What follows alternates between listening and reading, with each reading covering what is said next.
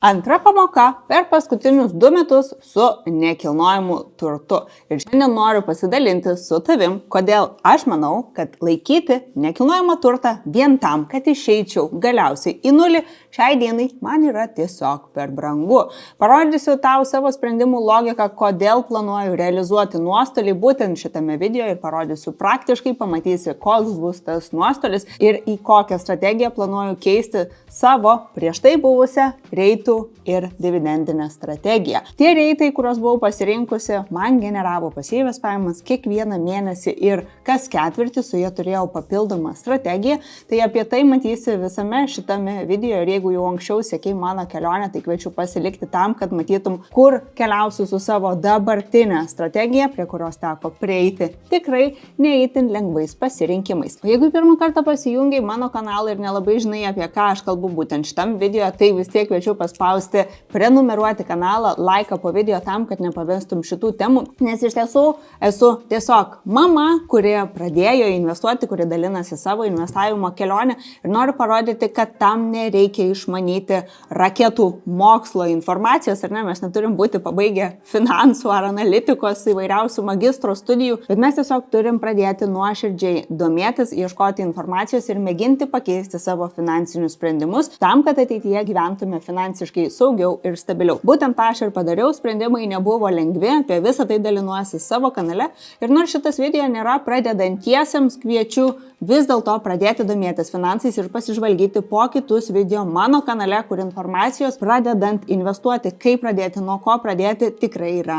apstu. O šitas video yra mano seniesiams sekėjams, tiem, kurie seka mano ypatingai reitų portfelio strategiją, ar ne, kurie aš dalinuosi daugiau kaip metus ir žinau, tikiu, kad tikrai daugeliu žmonių mano sprendimų logika bus įdomi, tai kviečiu pasižiūrėti, noriu pasidalinti tikrai nuoširdžiai, parodyti, kaip realizuoju nuostolį, kaip keliauju į kitą strategiją ir be daug emocijų ir daug kalbų keliaujam tiesiog į video. Tai mano pirminis planas, kalbant apie būtent turėtą reitų portfelį, kur buvo iš viso 4 kompanijos, o NSA, ABR ir VICI pasirinkimai, tikslas buvo per laiką suinvestuoti tenais tokią sumą pinigų, kuri man galėtų generuoti dividendais kas mėnesį po 100 eurų.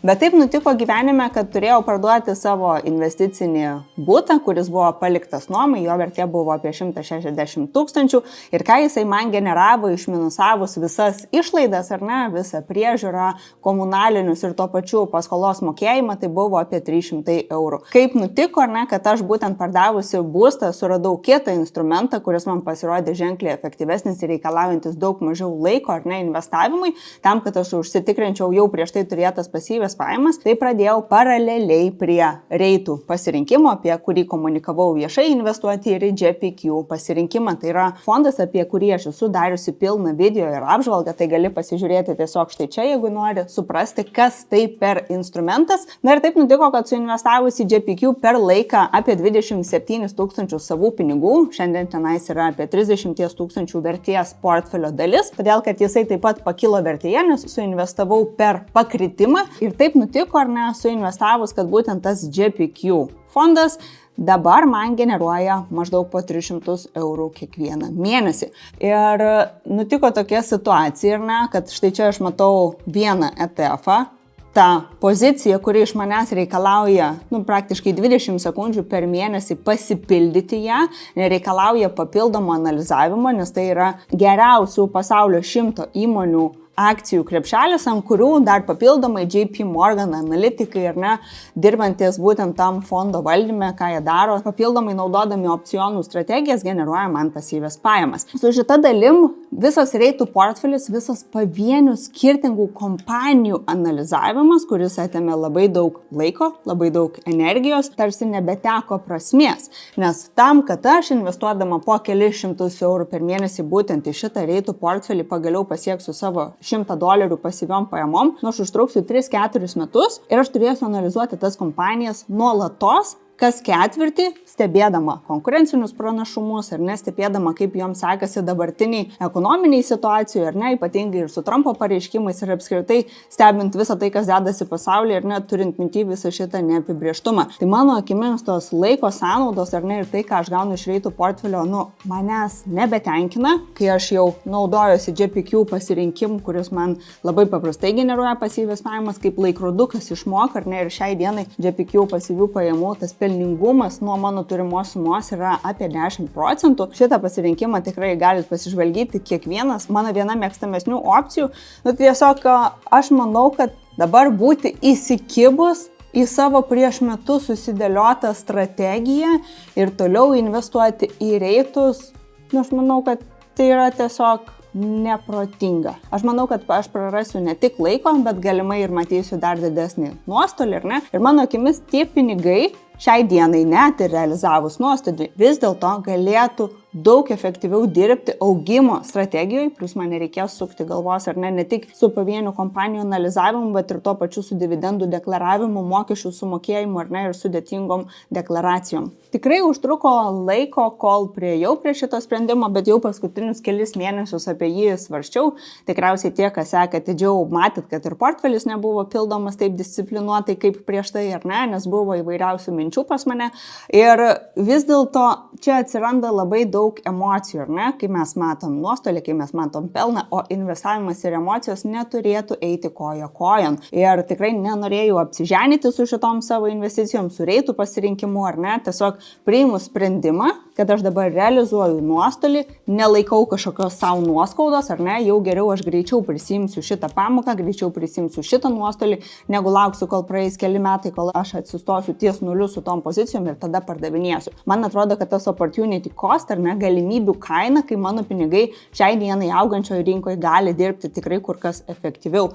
Tai apie šitą savo pasirinkimą, taip pat jeigu yra lengviau skaityti ir norisi suprasti, ar ne, matant viską vizualiai, tai galite rasti ir mūsų kaip Financial Lithuanians Facebook'o grupėje su palikusi įrašą, taip pat iškeliaus kartu ir straipsnis fl.lt puslapyje, tai galite pasižvalgyti tenais. Jeigu dar kas nors yra neaišku, tai visą laiką komentaruose galite užduoti man klausimą, ar ne, atsakysiu tikrai pati ir pasistengsiu atsakyti paprastai taip, kad suprastų kiekvienas. Beje, dar yra labai svarbus paminėjimas, nes noriu tiesiai keliauti į praktiką, kadangi turiu nedaug laiko šiandien ir paimti, nusipirkti europinius augimo vienetus, ar ne, tai labai noriu tą padaryti būtent šiandieną, tai uždarysiu nuostolį ir nusipirksiu papildomai naujas savo pozicijas. Tai kadangi liko maždaug 10 minučių iki rinkos uždarimo Europai, tai noriu tiesiog sufilmuoti. Patį procesą parodysiu per telefoną, nes tikiu, kad realiai didžioji dalis žmonių ir investuoja per telefoną. Tik tais vienas yra labai svarbus paminėjimas, kad tai yra mano sprendimai, tai yra mano logika, jūs turite remtis savo sprendimais, savo situaciją ir savo logiką. Tai nekartokite aklai ir viską žiūrėkite su kritiniu mąstymu. Šiame mano reitų portfelyje šiai dienai yra daugiau kaip $5,000.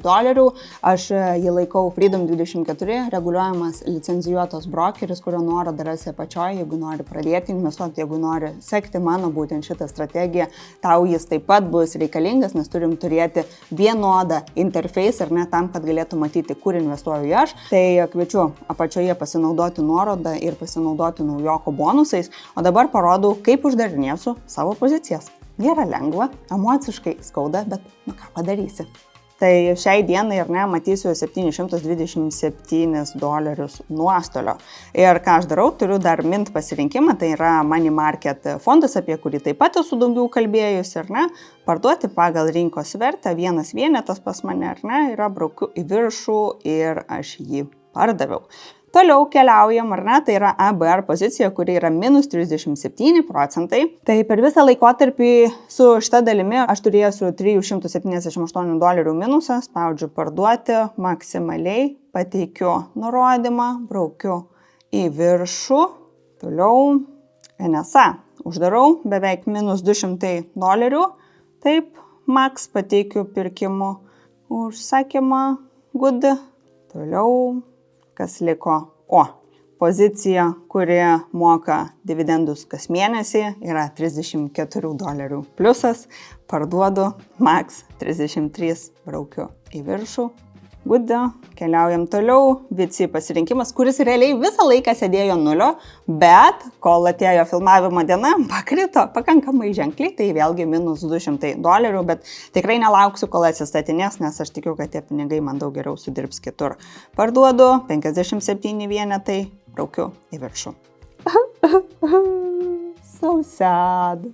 Iš tikrųjų, tai nuo sad. Visai smagu, nes dabar pradėsiu kitą strategiją, tai dabar nusipirksiu. Realizavau nuostolį, šiek tiek paverkiau, atėjo ir šuniukas manęs paguosti. Taip, Dulyčia, taip, žodžiu. Keliaujam ir nusiperkam naujas pozicijas, tai bus tada smagiau stebėti. Tai kadangi mano visos naujos norimos įsigyti pozicijos bus eurais, tai aš dabar turiu visus savo dolerius išsikeisti į eurus. Programėlėje vėlgi tą labai paprasta padaryti, tiesiog spaudžiu viršui po turimą sumą konvertavimą, ar ne, ir ieškau, kokio keitimo aš norėsiu, ar ne, tai keisiu dolerius į eurus ir ką darau, susivedu maksimaliai galimą didžiausią sumą ir keičiu savo turimus 5400 į 4600 eurų parduoti jas. Tai buvo įvykdyta ir dabar pirmas momentas, ką aš pirksiu, kalbant apie savo augimo strategiją, tai yra globalus fondas, kuris seka išsivysčiusių šalių geriausias kompanijas, tai yra IWDA tikeris.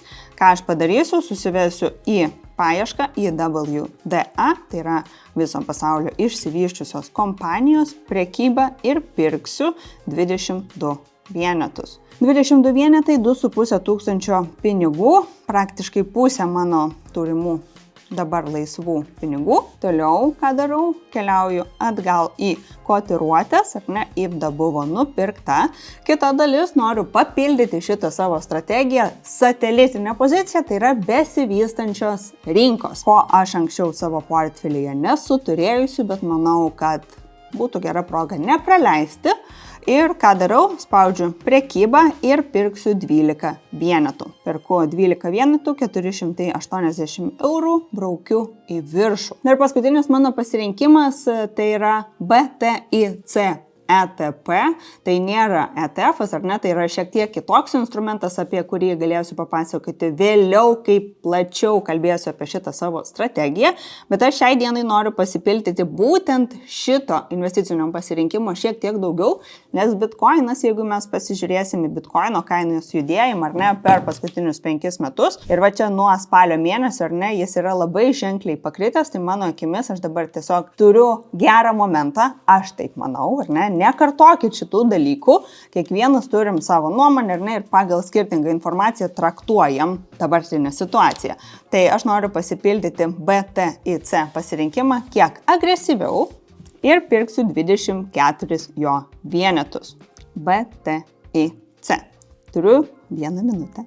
Perku 24 vienetus, ar ne? Leidžia 22, nes tiek pas mane liko kešo, braukiu į viršų.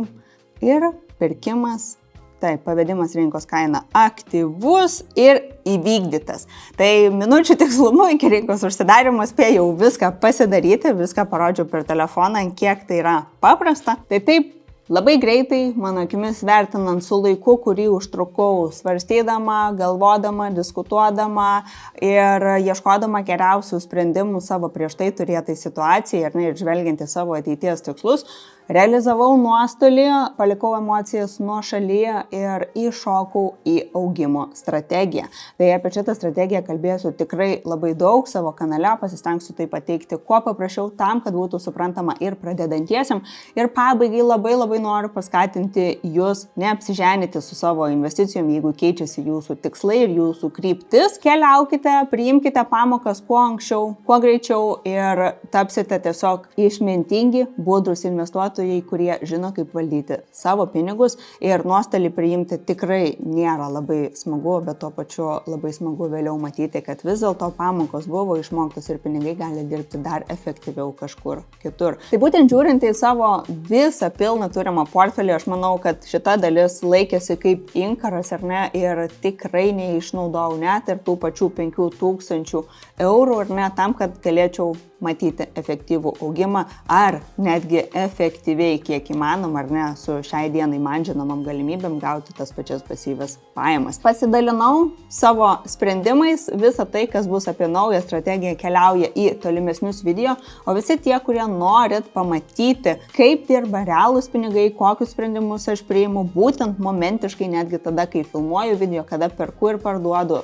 tam tikrus aktyvus. Ir šitas pasirinkimas per Freedom24 yra visiškai nemokamas, ko reikės tiesiog turėti tą patį vertybinių popierių brokerį, tai yra Freedom24, nes būtent aš jo naudojusi, kur ir yra funkcionalumas sekti kito žmogaus portfelį.